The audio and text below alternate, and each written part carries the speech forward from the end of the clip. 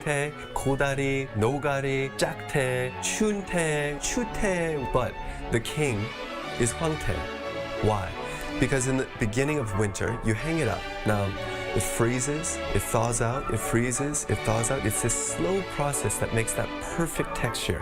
So you're going to want to rinse that off. It's going to reconstitute it so it has a beautiful kind of spriggy-like texture to it. It's like boom, boom, boom, just kind of bouncy when you bite down on it. When I do 황태구이, there's no gochujang in it. We got a little bit of soy sauce, sesame oil. I would use salya, and instead of scallions, I like to use dalle. Then it's a little bit more aromatic. I totally forgot. 고춧가루 얘기 안 했어요. It's gotta be spicy. 땡초 고춧가루 꼭 들어가야 돼요.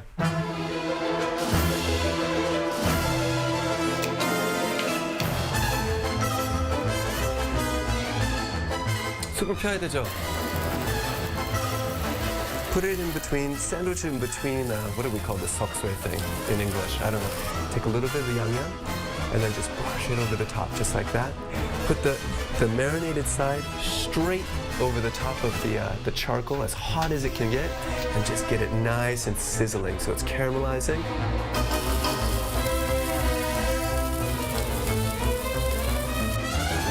When you're cooking the hwangtae and todok over the charcoal, and it lets out this beautiful aroma, it's just savory, smoky, you got the sweetness and then the aromatics of the wild chives. It's intoxicating.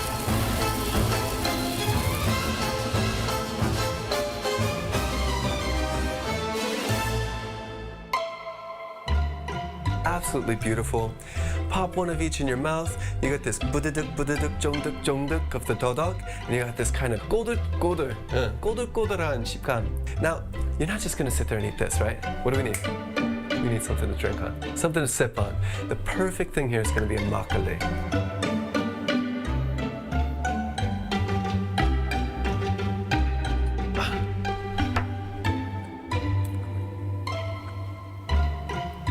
We got those tropical notes, some bright acidity that's going to cut through some of the stronger flavors in the hwangtae and the todok, harmonize on their intense level, and just kind of ride it out.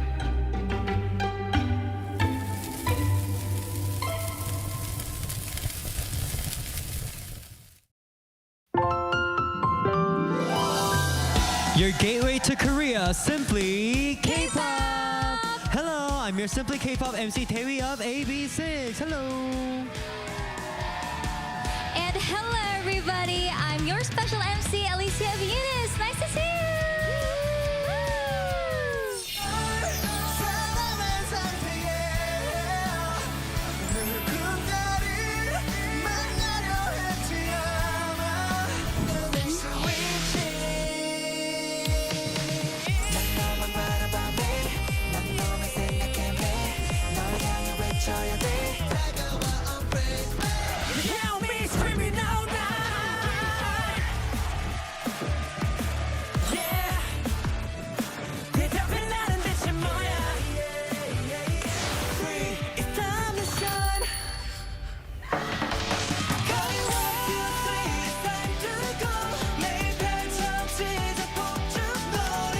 Then this week's Simply K-pop Gateway to Korea. Don't miss out.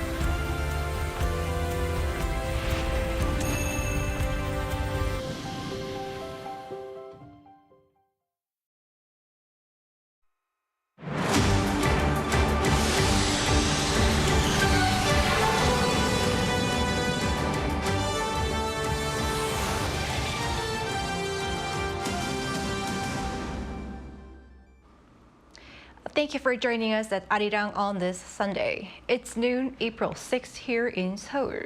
I'm Yoon Min.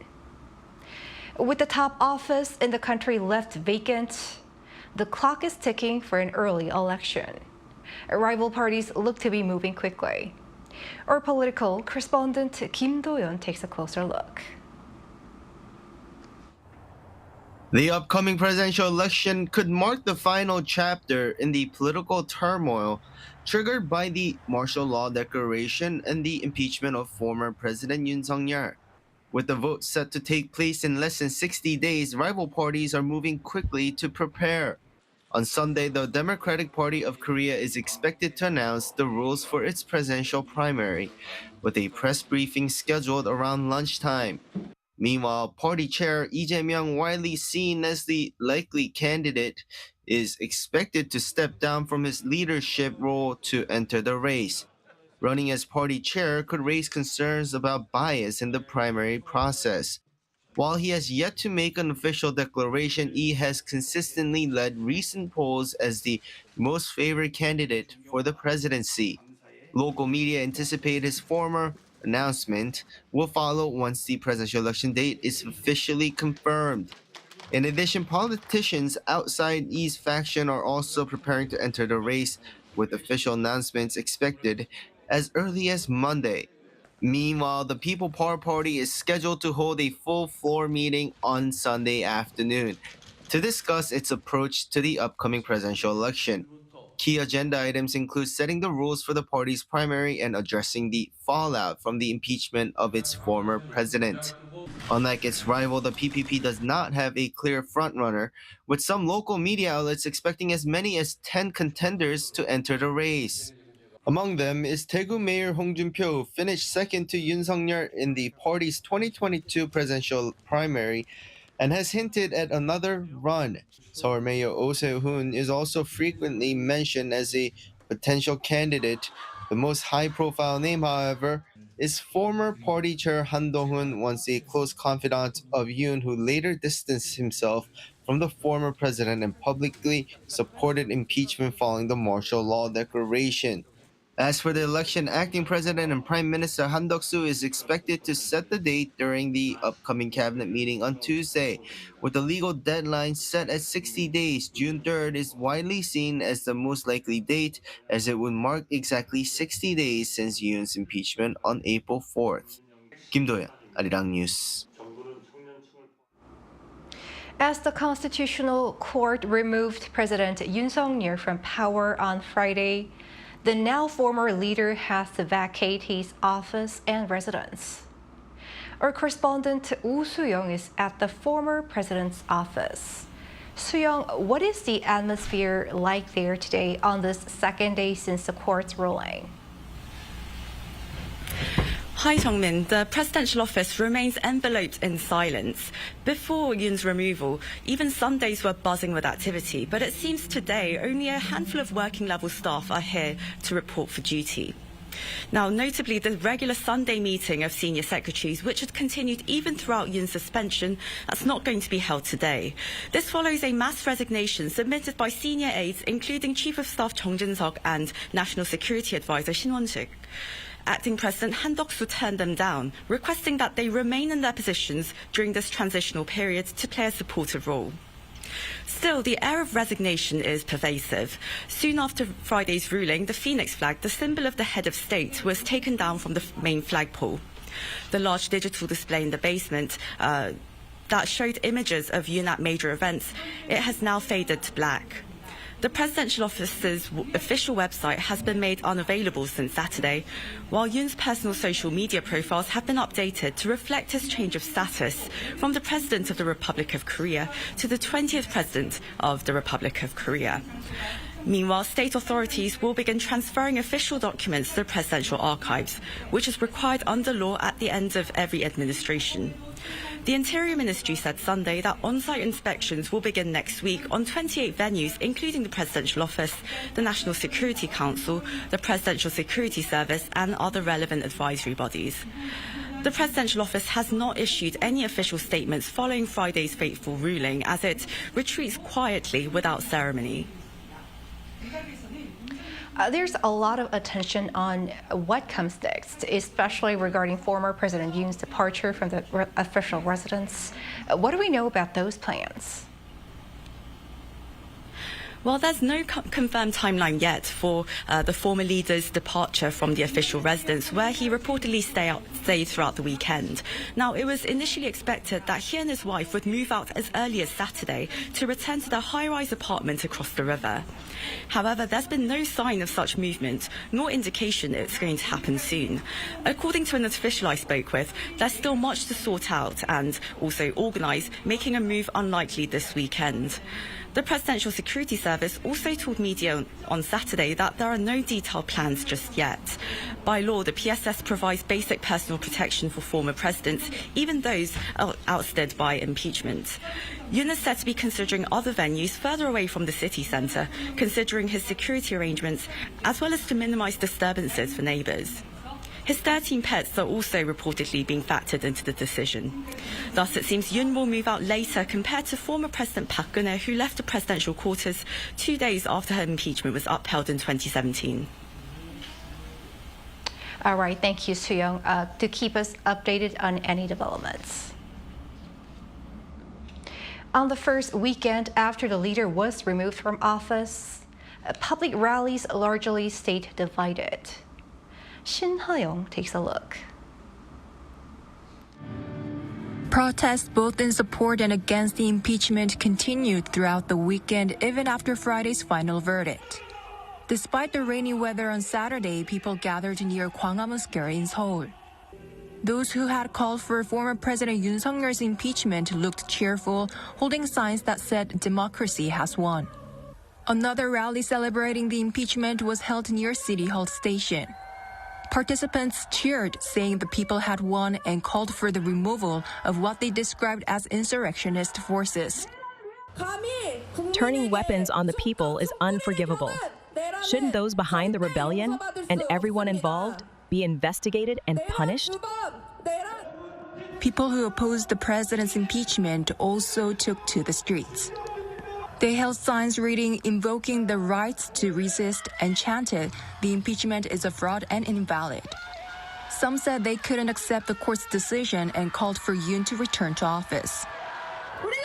We'll keep standing up for President Yoon Suk Yeol and the rule of law in the Republic of Korea. Police set up barricades around the Gwanghwamun area to prevent clashes between people for and against the impeachment. As of Saturday evening, the Korean National Police Agency lowered Seoul's emergency response from the second highest level, which allows for 50% mobilization of police forces, to a level where officers are allowed to take leave but must remain on standby and ready to respond if needed. Shin Ha-young, Arirang News. The New York Times has assessed that the past 4 months have demonstrated the resilience of South Korean democracy. The paper noted that the rise and fall of now former President Yoon Suk Yeol revealed a vulnerability but also a resilience in South Korean democracy, adding that the public was ready to fight for it. It highlighted the events of December 3rd when troops sent to the National Assembly hesitated as citizens stood in their way. It also cited scholars who warned that if martial law can occur in a country seen as an exemplary case of democratization in Asia, then it could happen elsewhere too. It went on to emphasize that South Korea's democracy was fought for through decades of resistance against authoritarian rule.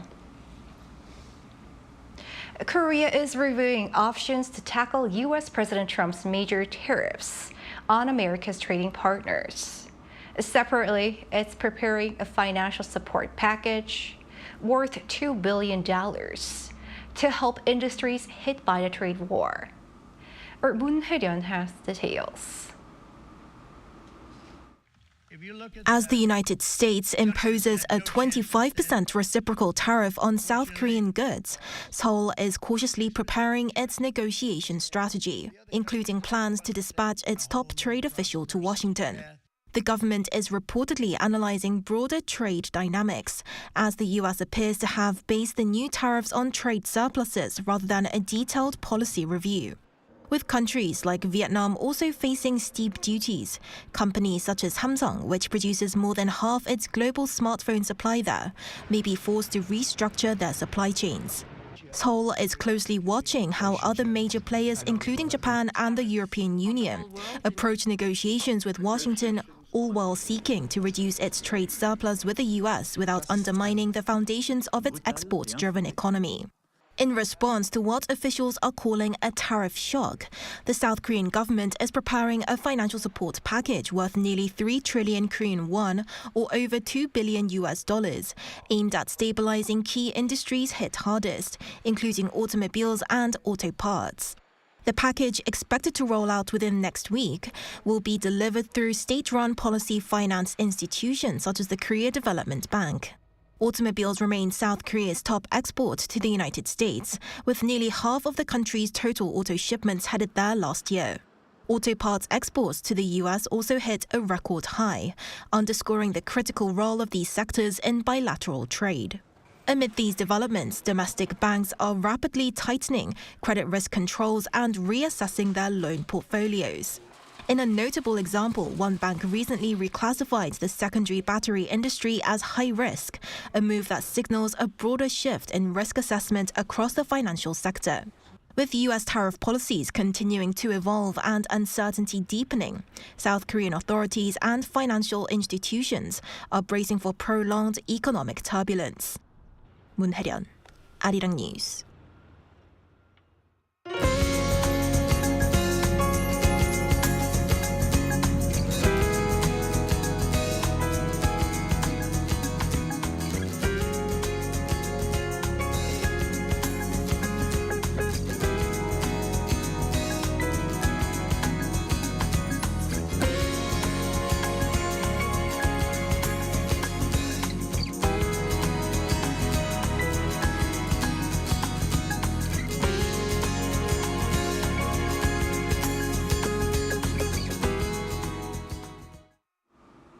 That does it for us at this hour. We will be back at 6 p.m. Korea time. Thank you for watching.